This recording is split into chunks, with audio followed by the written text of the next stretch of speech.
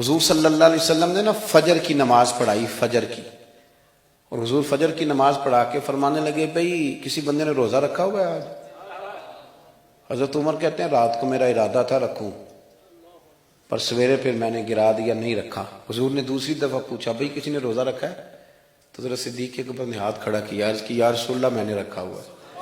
آپ حکم نہ دیتے تو نہ بتاتا، پر روزہ رکھنا بھی آپ نے توجہ دلائی ہے تو حکم بھی آپ کا بتاؤ تو بتا دیا ہے۔ حضرت عمر کہتے ہیں حضور نے فجر کی نماز پڑھائی، فجر کی۔ دوسرا سوال پوچھا بھی کسی نے کسی بیمار کی تیمارداری کی ہے؟ تو حضرت عمر کہتے ہیں میں نے فٹافٹ عرض کی یا رسول اللہ ابھی تو نماز فجر پڑھی ہے، تو اب گھر جائیں گے تو تیمارداری کریں گے نا۔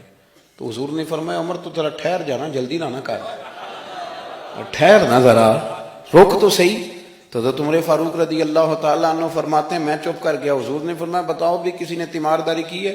تو صدیق اکبر نے ہاتھ کھڑا کیا، عرض کی یا رسول اللہ عبد الرحمن بن عوف رضی اللہ تعالیٰ عنہ 2-3 دن سے نماز پڑھنے نہیں آ رہے تھے، رات میں نے پتہ کرایا تو پتہ چلا بیمار ہیں، اور حضور مجھے یہ بھی پتہ ہے وہ میرا یار ہے، مجھے پتہ ہے رات کو جلدی سوتا ہے پر تہجد میں ضرور اٹھتا ہے، تو حضور میں بھی ذرا فجر کے وقت جلدی اٹھا ہوں تو فجر میں آنے سے پہلے عبد الرحمن ابن عوف کی تیمارداری کر کے آیا ہوں۔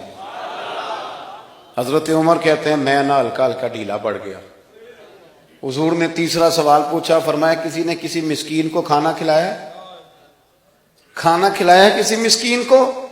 حضرت سیدنا عمر فاروق کہتے ہیں میں نے پھر عرض کی، میں نے کہا یا رسول اللہ ابھی تو فجر پڑی ہے، گھر جائیں گے کوئی چیز لیں گے تو کھانا کھلائیں گے۔ تو حضور پھر مسکرائے، فرمایا عمر تو ذرا ٹھہر نہیں جاتا، ذرا ٹھہرنا، ذرا نظارہ تو کرنا، گویا یہ شان صدیق اکبر کا جلسہ ہو رہا، ٹھہرنا۔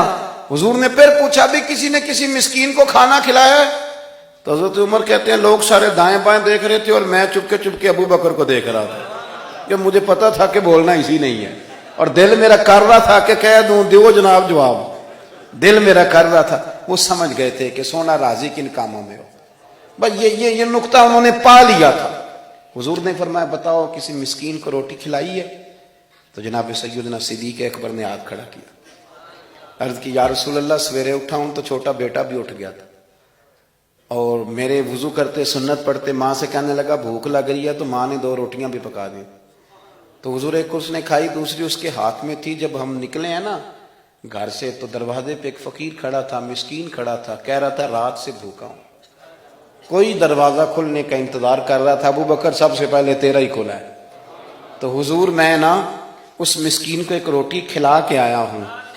حضرت عمر فاروق کہتے ہیں میں نے گردن جھکا لی، اور میرے رسول کریم نے فرمایا اے اللہ میرے ابو بکر پہ رحم فرما، اللہ میرے ابو بکر۔ وہ سمجھ گئے تھے، مزاج شناست سمجھ آ گئی تھی کہ حضور کن باتوں میں، اور نا اپنے اوپر وہ سارا کچھ طاری کر لیا تھا انہوں نے، طاری، ان کی ادائیں بالکل ڈھل گئی تھی نبی پاک کی اداؤں۔ 3 دن وہ غار ثور میں رہے تو ہمارے صوفیاء فرماتے ہیں کہ ان پر تجلیاں بھی پڑی محبوب کی معرفت کی۔ جب مدینے آئے نا نبی کریم کو لے کے، تو کچھ لوگوں نے حضور کی زیارت کی تھی، کچھ نے نہیں کی تھی، تو کچھ آتے تو نبی پاک کی دستبوسی کر کے بیٹھ جاتے، حضرت ابو بکر سے ہاتھ نہ ملاتے، اور کچھ صرف حضرت ابو بکر سے ہاتھ ملاتے اور حضور سے ہاتھ ہی نہ ملاتے۔ میری بات پہ توجہ ہے آپ حضرات کی؟ تو کچھ لوگوں کو نا شبہ ہونے لگا، وہ معاذ اللہ سمجھنے لگے کہ شاید یہی اللہ کے رسول ہیں۔ حضرت صدیق اکبر یہ کیوں شبہ ہوا؟ تو ہمارے محدثین فرماتے ہیں کہ ابو بکر صدیق بولتے بھی اس طرح تھے جو میرے نبی پاک کا طریقہ، بیٹھتے بھی اس طرح تھے جو رسول پاک کا طریقہ۔ کہتے ہیں انہوں نے امامہ باندھا ہوا تھا تو جو امامے کا پیچ حضور کا ڈھیلا رہ گیا تھا ان کا بھی ڈھیلا رہ گیا تھا، اس طرح اپنے آپ کو مزاج میں ڈھالا تھا، تو من شدی من تو شدم، میں اس طرح ڈھالا تھا مزاج میں، اس طرح کے کوئی فرق نہیں نظر آتا تھا۔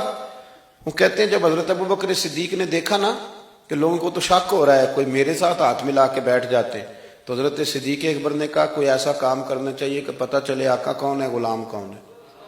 اٹھے، کندھوں پہ چادر تھی، وہ اتار کے نا تو حضور پہ سایہ کر دیا، لوگوں کو پتہ چل گیا کہ سایہ کرنے والا کوئی غلام ہے، اور جس پر سایہ کیا جا رہا ہے وہ آقا ہے۔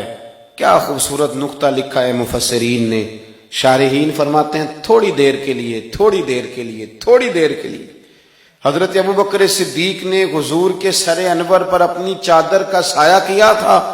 اللہ کے رسول نے احسان کا بدلہ یہ دیا، نیکی کا بدلہ یہ دیا کہ قیامت تک ان کی قبر پر اپنے گنبد کا سایہ فرما دیا، قیامت تک گنبد کا سایہ کر دیا ان کے مزار پر۔